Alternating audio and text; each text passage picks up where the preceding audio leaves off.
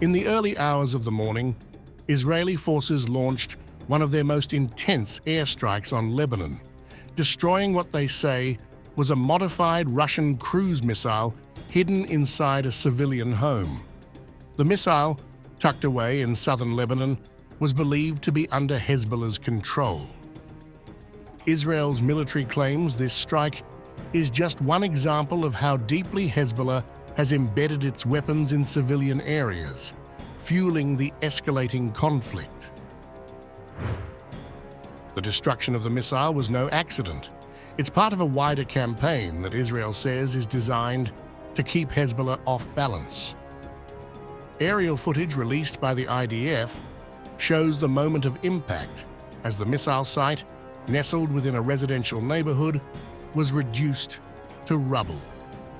Israeli officials insist that Hezbollah's strategy of hiding weapons among civilians makes these strikes necessary, but the cost to those caught in the crossfire is devastating. Across Lebanon, the airstrikes have left behind a trail of death and destruction. At least 182 people have been killed and over 720 wounded in a single day of attacks, Lebanon's health ministry reports. Among the dead are children, women, and paramedics, civilians paying the price in a conflict that shows no signs of slowing. As bombs fall, Lebanon's fragile healthcare system is overwhelmed by the sheer scale of casualties. In response to the growing crisis, the Lebanese Red Cross has mobilized all ambulance stations across the country. Teams are racing to the south, trying to rescue and recover victims from the rubble. Their efforts are heroic, but the destruction is vast. The Red Cross says the number of injured continues to rise, and the south of Lebanon has become a war zone once again. Despite the devastation, many Lebanese civilians are choosing to stay put.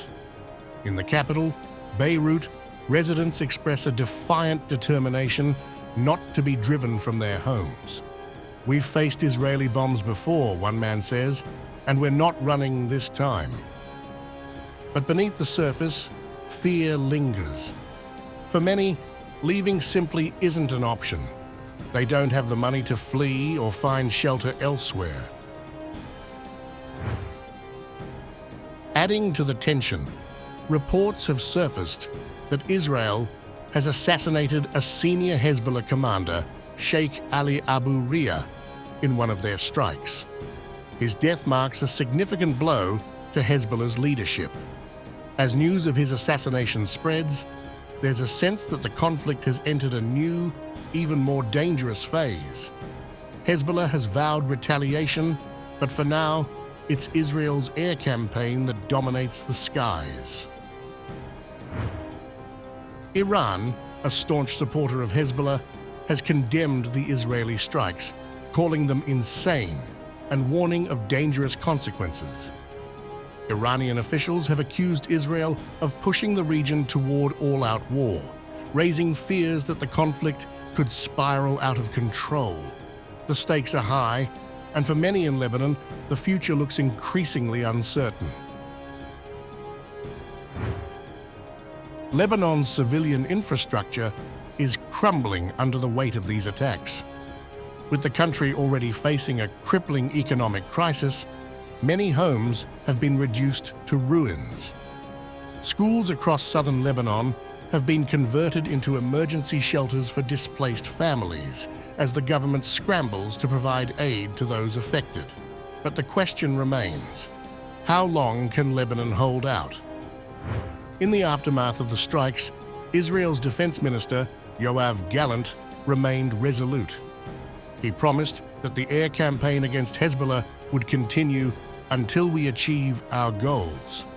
For Gallant, that means ensuring Israeli civilians evacuated from northern border towns can safely return home. But for those still living in the south of Lebanon, the bombardment continues to destroy their lives. Netanyahu's government is facing increasing criticism, both at home and abroad, for the relentless nature of these strikes. Many argue that the Israeli Prime Minister is taking an aggressive gamble, escalating the conflict in a way that risks further destabilizing Lebanon and the wider region. As the air campaign continues, more civilians find themselves caught in the middle of a battle they have no control over. Israel's tactics have also drawn comparisons to its past campaigns in Gaza, where similar warnings were issued to civilians ahead of strikes. In southern Lebanon, Israeli forces are now sending text messages and phone calls to warn villagers to evacuate areas where Hezbollah is suspected of hiding weapons. But many can't leave either because they don't have the means or because they don't believe they'll be safer elsewhere. The Israeli military on the morning of September 23rd urged civilians in southern Lebanon to evacuate villages where Hezbollah is believed to be storing weapons, as the 11-month conflict with the militia neared the brink of all-out war after a week of heightened hostilities. Israel announced plans for more intense bombardments of Hezbollah strongholds, coinciding with what it called a new phase of extensive strikes across Lebanon. The military released a map identifying 19 villages in southern Lebanon, but did not specify which would be targeted or subject to evacuation. When asked if the evacuation order signaled a ground invasion, Israeli military spokesman Riya Daniel Hagari told the New York Times that they are currently focusing on Israel's aerial campaign only. This latest move comes after a series of Israeli operations last week, including the destruction of parts of Hezbollah's communications networks and a rare airstrike on Beirut that reportedly killed senior Hezbollah commanders. Despite these efforts, Hezbollah has not backed down, prompting Israel to intensify its aerial offensive. Dozens of Israeli warplanes hit over 150 targets across Lebanon on the morning of September 23rd, with the strikes expected to continue in the coming hours, according to the Israeli military.